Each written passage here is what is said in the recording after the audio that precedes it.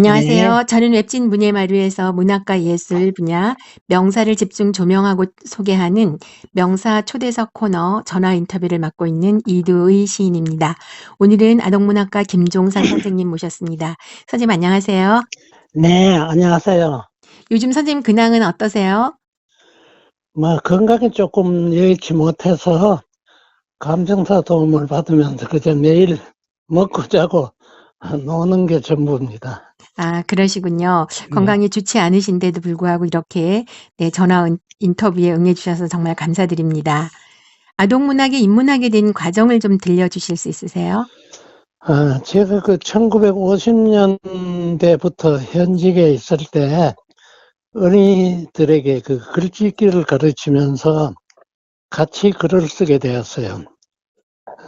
그렇게 쓴 소년소설 부처손이 1958년에 교육잡지 세교실 현상 공모에 뽑히고 1960년에 서울신문신 주문위에 동시 산위에서 범인이 당선되어서 그래서 그쪽에 글을 쓰게 되었죠. 아, 그러시군요. 예. 혹시 문청 시절에 특별히 좋아하셨던 문인이나 예술가가 있으셨나요? 네. 역시 그 문창시를 좋아했던 분이라면은 글을 제 그 소년 소설을 뽑아준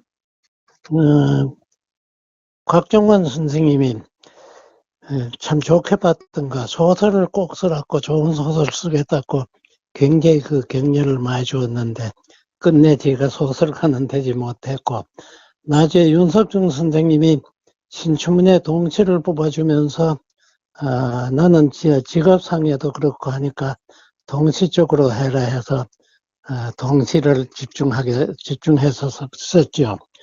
그리고 그 이원수 선생님을 참 좋아하고 또 이원수 선생님도 저를 열심히 아껴주어서 아주 가까이 지냈습니다. 네. 선생님 주변에 훌륭하신 선생님들이 많으셨군요. 문학 그 여정을 선생님 그 문학 여정을 좀 단계적으로 말씀해 주실 수 있으세요? 단계적으로 이제 처음 시작은 1958년에 소년소설 부처손이 그 이제 교육 잡지에 뽑힌 것이고, 근데 그때는 그 소설이 뽑히니까 청탁이 참 많이 오더라고요. 근데 써보니까 그 제 능력의 한계를 느끼게 되었어요. 그래서 긴 글을 쓰지 않고, 장르를 바꾸어서 시를 썼는데, 그것이 1959년 경북경찰국의 민경 친선 신춘문예에 시 전역 어스름이 입선되고 다음 해에는 또 서울신문 신춘문예에 동시 산미어에서 범언하는 것이 당선이 되었어요. 그래서 그때부터 동시 쓰기에 아주 집중했죠. 그러면서 그 상주에 있었거든요. 상주에서 어린이들 글짓기 운동을 해서 상주가 그 전국에서 가장 글짓기를 잘하는 군으로서 그 뭡니까 동시어 마을이라는 공식적인 이름을 얻게 되었고 신문에도 보도가 많이 되었죠. 그리고 그 상주 어린이 글이 서울중앙공보관에 시화전으로 크게 전시가 되고 서울의 5대 신문에서 그 지상전을 전부 다 했지요. 그때가 제일 활발했고 1977년에는 어떻게 되니 캐나다 그 교포신문에서 어머니 날에 그 어머니 저의 동시 어머니로만 된 동시를 전부 다 뽑아가지고 아주 특집을 꾸며낸 것이 외국에 처음 알려졌고 그 다음에는 중국의 조선민족 출판사에서 그 글나라로 가는 길은 글짓기 이론서를 써달라 그래가지고 그게 이제 중국 우리 조선족의 글짓기 교재로서 그 환영을 받았고요. 그 다음에는 대만에서 인류문화공사에서 그 중령 쌍어 동시, 그 중국어와 영어로 된 동시집이 나왔고, 프랑스에서는 그 스님들, 우리나라 스님들의 그 검소한 생활을 주제로 한 동시가 거기서 나와서 조금 색다른 아마 인상을 받았는 것 같습니다. 단편 동시로서는 교과서에 길이라는 것이 일본 금광학원 소학교 6학년 중급반 한국어에 오래도록 실려서 일본에 있는 우리 교포들에게 많이 알려져 있고요. 국정교과서에서는 길이라든가 어머니 산 위에서 보면 하는 이런 동시들이 실려 있고, 사문에는 곰돌이의 행진이라든가 조선소를 찾아서 등 글이 실려서 아이들에게 좀 읽히고 있습니다. 네, 선생님께서는 국내외적으로 아주 활발한 문학 활동을 하셨군요. 네. 선생님의 작품 중에서 굉장히 지금 선생님 작품이 많으시잖아요. 그렇죠? 동화도 뭐 거의 한 50권 되는 걸로 제가 알고 있는데, 네. 예, 특별히 그 좋아하시는 작품, 특별히 아끼시는 그런 작품이 있으실 것 같은데 어떤 작품이신가요? 동화도 여러 권 있지만은 동화도 영 신통치 않고, 뭐 방송 드라마도 쓰고 이것저것 썼는데, 그래도 동시 쪽이 제일 많고, 동시 쪽에는 그래도 그 교과서에 실려서 가장 많이 알려진 것이 어머니라는 것이 있고요.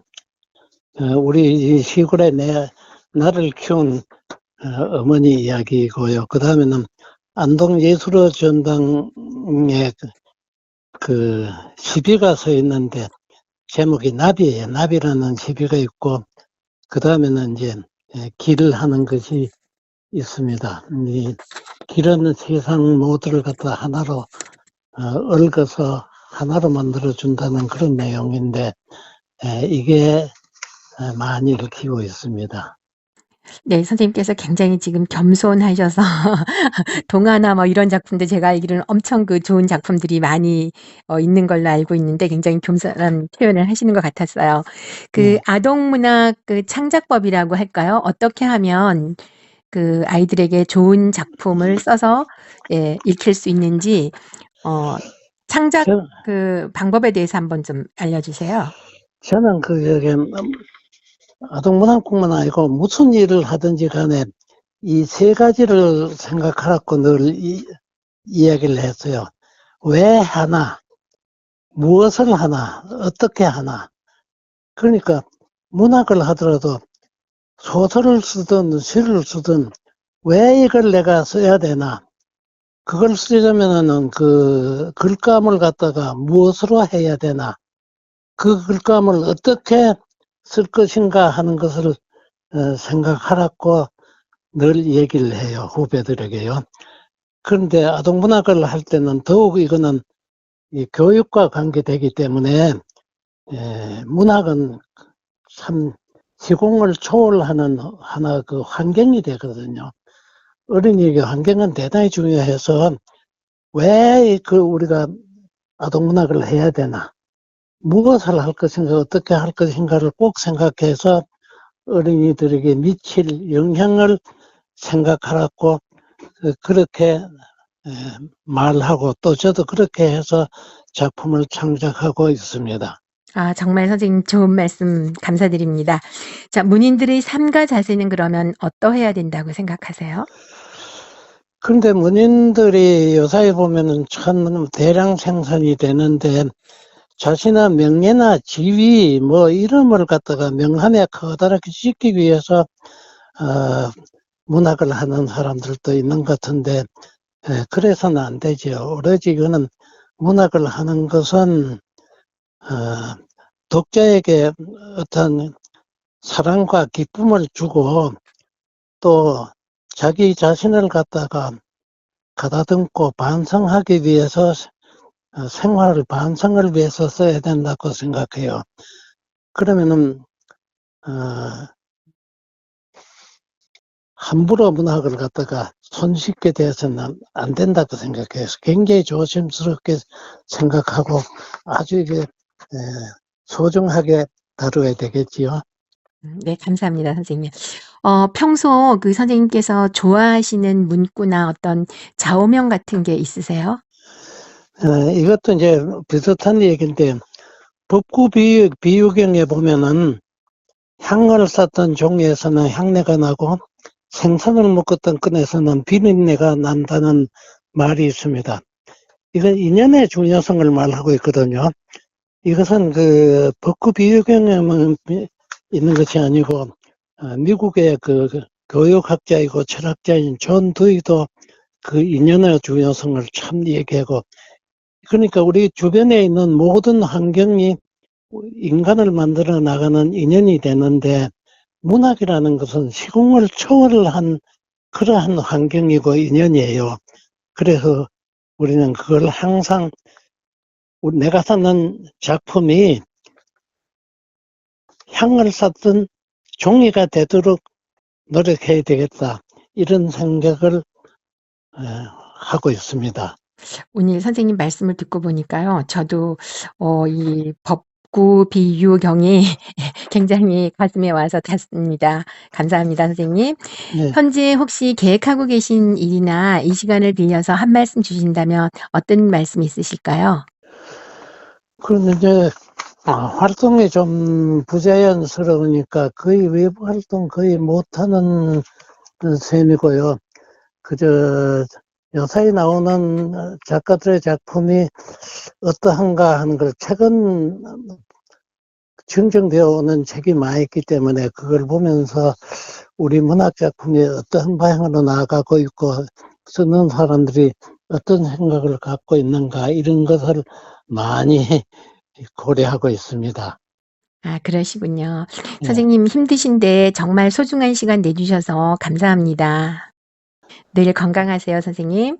네, 감사합니다. 네. 지금까지 웹진 문예마루 명사초대석, 오늘은 아동문학가 김종상 선생님 모셨습니다.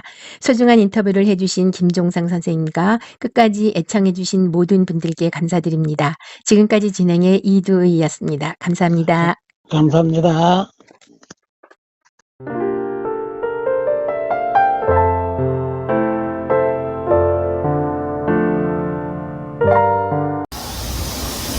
아직까지 건강파 TV를 구독하지 않으신 분은 지금 바로 붉은색 구독 버튼과 좋아요, 엄지척, 그리고 종 모양의 알람 설정을 해주시면 감사하겠습니다.